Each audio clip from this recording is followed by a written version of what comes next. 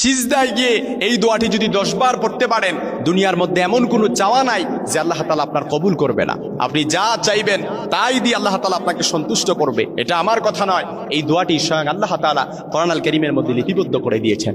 আমাদের জীবনে যত যাই কিছু বলেন না কেন, উদ্বেগ, উৎকণ্ঠা, বিপদ, পেরেশানি যা কিছু আছে বলেন, সব কিছু থেকে আল্লাহ তাআলা পরিত্রাণ দান করবে।